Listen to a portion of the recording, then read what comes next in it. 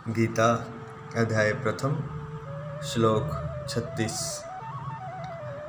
निहत्य धार्तराष्ट्रानः का प्रीतिः स्याज्जनार्दन पापमेवाश्रेदस्मान् हत्वैतानाततायिनः। हे जनार्दन, धृतराष्ट्र के पुत्रों को मारकर हमें क्या प्रसन्नता होगी। इन आतताइयों को मारकर तो हमें पाप ही लगेगा। सबसे पहले आतताई शब्द को देखते हैं कि आतताई क्या होता है। जो अत्याचारी हो, जो दुष्ट हो, जो क्रूर हो, दुराचारी, हमलावर हो, इन सब को मिलाकर जो शब्द हम यूज कर सकते हैं वह है आतताई। आज की भाषा में कहें तो आतंकवादी कह सकते हैं। आतताई 6 प्रकार के शास्त्रों में बताए गए हैं। एक तो जहर देने वाला, दूसरा आग लगाने वाला, तीसरा घातक हथियार से हमला करने वाला, मारने वाला, धन लूटने वाला, दूसरे की जमीन को हड़पने वाला और पराई स्त्री का अपहरण करने वाला। ये सब आतताई है।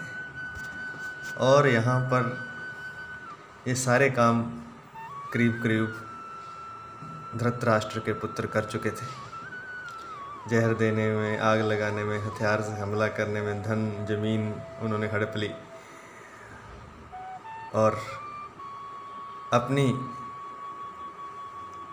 भाभी को भी उन्होंने भरी सभा में नग्न करने की कोशिश की।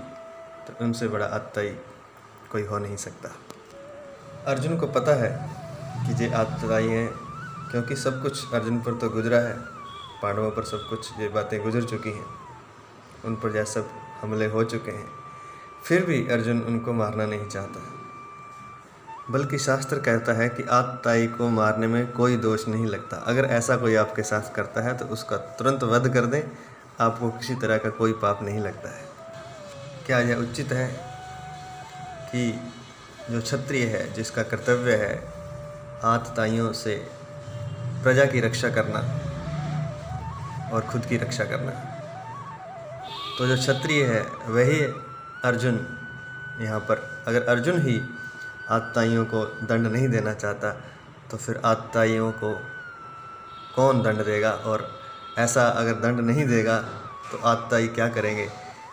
पूरे विश्व को जला देंगे, आगजनी करेंगे, हथियारों से हमला करेंगे, तलवारों से काटेंगे, धन लूटेंगे, ज़मीन हड़पेंगे, स्त्रियों का अपहरण कर लेंगे। अगर क्षत्रिय ही अपने धर्म का पालन नहीं करेगा तो इन आतताइयों को कौन रोकेगा। यह सच है कि क्षत्रिय को केवल योद्धा ही नहीं होना चाहिए, उसमें और भी गुण होने चाहिए। उसमें दया, करुणा, भावना, प्रेम, संवेदनशीलता आदि सभी गुण भी होने चाहिए। क्योंकि अगर यह गुण नहीं है, खाली योद्धा है, खाली लड़ाका है, तो वह फिर निरंकुश हो जाएगा, निरंकुश हो जाएगा। और निरंकुश होने से क्षत्रिय भी पापाचार कर सकता है, वह अपनी मर्जी से किसी की भी हत्या कर सकता है। लेकिन उसमें ये जो गुण बताए गए हैं, ये गुण भी होने चाहिए। प्रेम, भावना, करुणा, संवेदनशीलता। क्योंकि अगर यह गुण होंगे तभी वह निर्णय कर सकेगा कि किसे मारना है, किसे नहीं मारना है।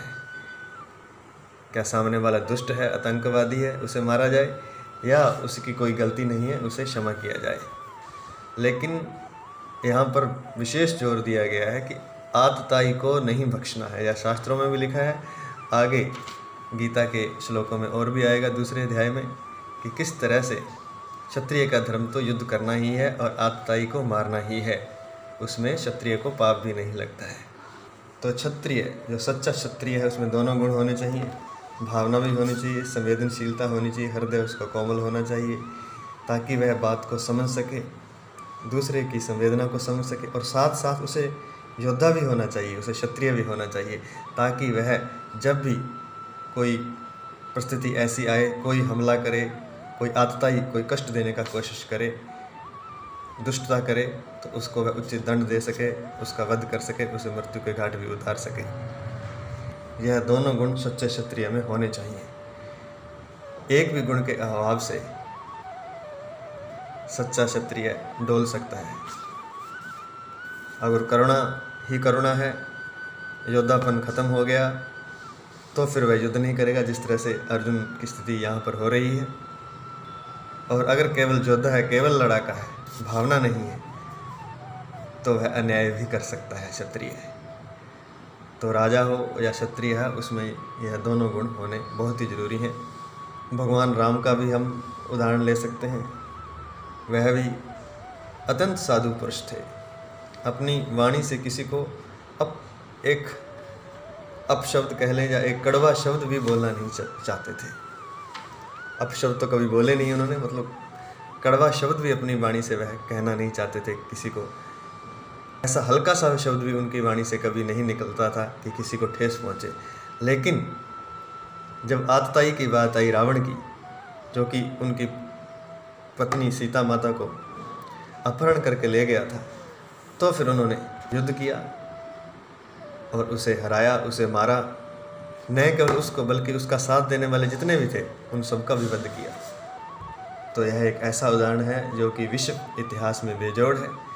इतना होने पर भी उन्होंने वध भी किया, शत्रुओं को मारा। इतना होने पर भी लोग राम राज्य की स्थापना चाहते हैं। कारण क्या कि वो खाली क्षत्रिय, खाली योद्धा नहीं थे, खाली लड़ाका नहीं थे। उनके अंदर संवेदनशीलता भी थी, प्रेम भी था, भावना भी थी, भावुकता भी थी, करुणा भी थी।